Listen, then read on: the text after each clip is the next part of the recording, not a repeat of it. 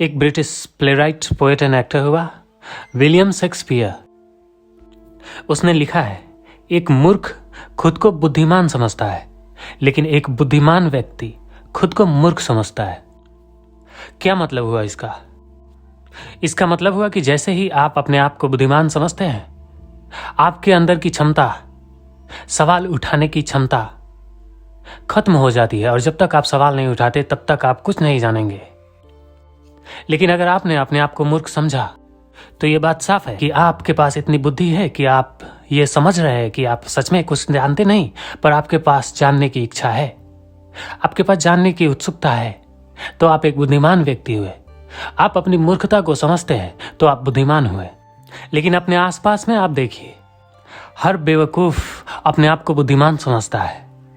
उन्हें लगता है कि वे बहुत बुद्धिमान हैं, वे सब कुछ जानते हैं, लेकिन उनकी ये मूर्खता उनके अंदर की उत्सुकता, उनके अंदर की सवाल को खत्म कर देता है और वे मूर्खता पूर्ण भरी जिंदगी को जीते हैं। और इस मूर्खता के लिए पूरी तरह से जिम्मेदार वो खुद है, क्योंकि वो अपने प्रति ईमानदार नहीं, वो खुद से ईमानदार नहीं है। असल में जो व्यक्ति अपने आप को बुद्धिमान समझता है वो जानता है कि वो कुछ जानता नहीं, लेकिन वो अपने आप को दिखाना चाहता है कि वो बेवकूफ नहीं है, वो मूर्ख नहीं है, वो बुद्धिमान है। वो अपने आप के लिए नहीं जी रहा है, वो आपके लिए जी रहा है, वो समाज और सोसाइटी के लिए जी रहा है। वो इस भ्रम में जी रहा है कि मेरी इज्जत, मेरी प्रतिष्ठा लोगों से मिले, मेरे भीतर की खुशी का मालिक कोई दूसरा बाहर से बने। और ऐसे व्यक्ति फिर गुलाम हो जाते हैं दूसरों की। फिर कोई कुछ बोलता है, उसे नीचा दिखाता है तो वो नीचा हो जाता है, उसे बहुत बुरा लगता है। फिर किसी ने दो शब्द अच्छे बोल दिए तो वो अपने आप को बहुत ऊंचा समझने लगता है। असल में वो खुद का मालिक है ही नहीं, उसके भीतर की मालकियत किसी दूसरे के हाथ में है। और वो खुद का मालिक ना हो पाया क्योंकि उसने अपने आप से ये सवाल नहीं किया, उसने सवाल की इच्छा पैदा नहीं की कि मैं असल में कुछ जानता नहीं हूं, मुझे असल में कुछ पता नहीं है। वो खुद से ईमानदार नहीं हुआ, वो अपने आप को बुद्धिमान ही समझता रहा, पर उसकी बेवकूफी और उसकी मूर्खता उसको ही गुलाम बनाती चली गई। अब वो खुद का मालिक नहीं है, बल्कि उसके भीतर वो अच्छा महसूस करे या बुरा, उसका मालिक दूसरा कोई है। कोई गाली दे दिया तो उसे बुरा लगा, किसी ने तारीफ कर दिया तो वो बहुत अच्छा महसूस कर रहा है। उसकी मालकियत किसी दूसरे के हाथ में है। और अगर तुम भी उन लोगों में से एक हो तो ये समय है खुद से ईमानदार हो जाने की और ये सवाल करने की कि तुम असल में कुछ जानते नहीं।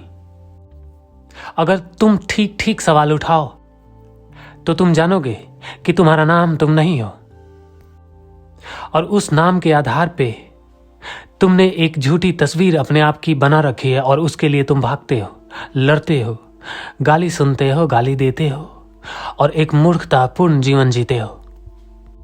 लेकिन तुम अपने आप से सवाल नहीं उठाते कि हो सकता है ये बात सही हो कि मैं जिस नाम के आधार पे, मैं जिस अपनी झूठी बनाई हुई तस्वीर के आधार पे जीता हूं वो गलत है, क्योंकि मेरा होना किसी तस्वीर के आधार पे नहीं है।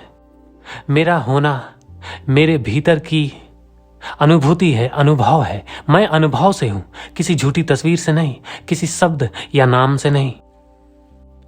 लेकिन फिलहाल अगर कोई तुमसे पूछे कि तुम कौन हो तो तुम अपना नाम बताओगे, पर अगर कोई तुमसे पूछे कि ये तो तुम्हारा नाम है, तुम तो नहीं हो, फिर तुम दूसरी बात रखोगे जो तुम जानते नहीं।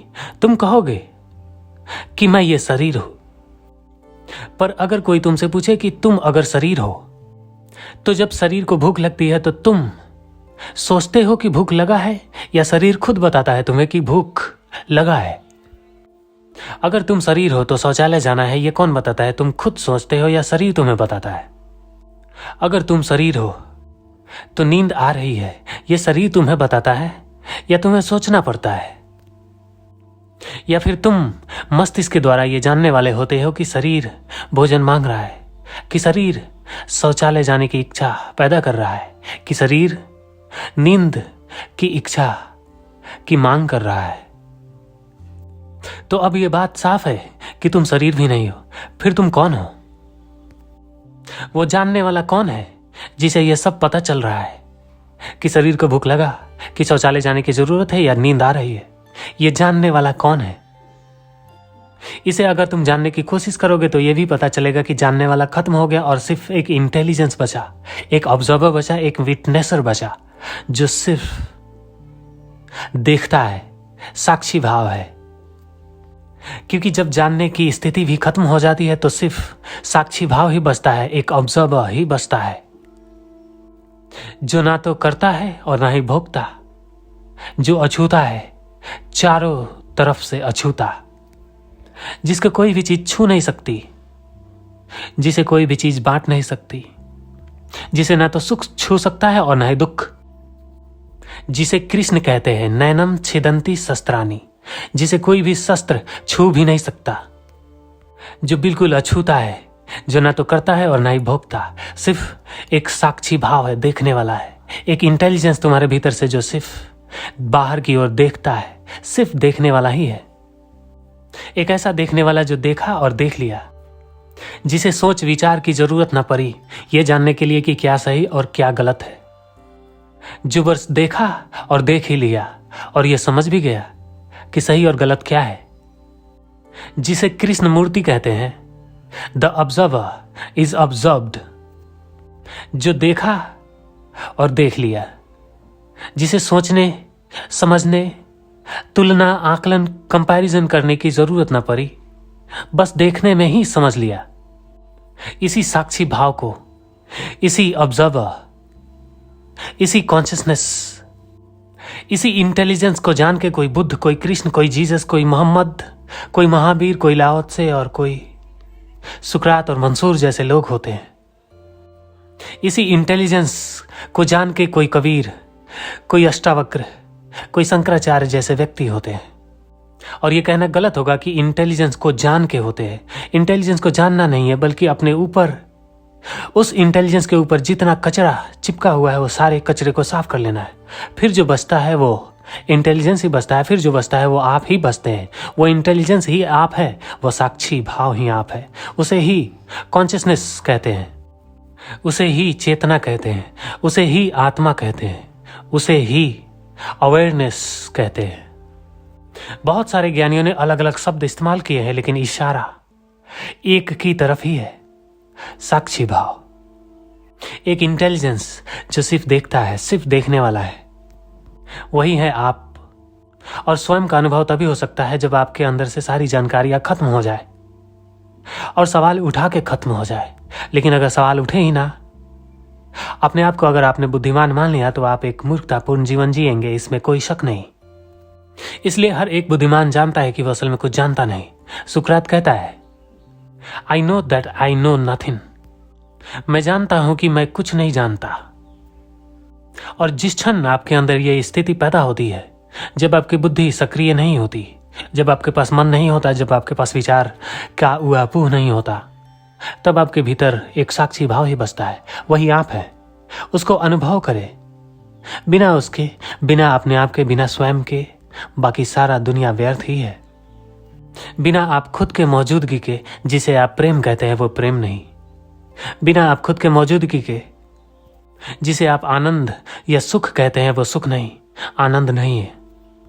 उस सुख को, उस आनंद को बार बार बनाना पड़ता है, कभी टेक्नोलॉजी द्वारा खुद को एंटरटेन करके, तो कभी खेल कूद के, एडवेंचर करके, तो कभी किसी को नीचा दिखा के, तो कभी किसी को मार के, तो कभी किसी को पीट के, कभी बहुत सारे पैसे के, धन के लालच में दौड़ के।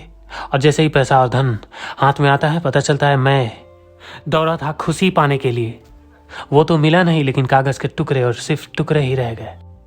क्योंकि आपकी मौजूदगी नहीं है, आप मौजूद नहीं है, तो आपको धन, पद, प्रतिष्ठा कुछ भी सुख नहीं दे सकता, आनंद नहीं दे सकता। आपकी गैर मौजूदगी में सुख या आनंद नहीं है। ये ऐसा ही है जैसे पिछले 2 दिनों से रेगिस्तान के बीच में तुम फंसे हो, प्यासे मर रहे हो, और पानी तुमने अपने पीठ पे ही टांग रखा हो, पर तुम्हें यह ख्याल ही ना हो। तुम्हें ख्याल सवाल उठाने से ही आएगा, अपने आप को बुद्धिमान समझने से नहीं, बल्कि खुद को मूर्ख समझने से। क्योंकि एक बुद्धिमान व्यक्ति ही खुद को मूर्ख समझता है। तुम देखो अपने आसपास में कोई भी मूर्ख अपने आप को मूर्ख नहीं कहता। इसलिए विलियम शेक्सपियर ये बात ठीक कहता है कि एक मूर्ख खुद को बुद्धिमान समझता है, लेकिन एक बुद्धिमान व्यक्ति खुद को मूर्ख समझता है। मूर्ख व्यक्ति को कम से कम ये तो पता है कि वो मूर्ख है, लेकिन जो अपने आप को बुद्धिमान समझता है उसे ये बात पता नहीं है, इसलिए वो मूर्ख है। जो अपने आप को बुद्धिमान कहता हो वही बुद्धिमान है जो अपनी मूर्खता को भी देख लेता हो, समझ जाता हो कि मैं मूर्ख हूं, फिर ये सवाल उठाता हो और जानने की कोशिश करता हो कि मैं क्या नहीं जानता।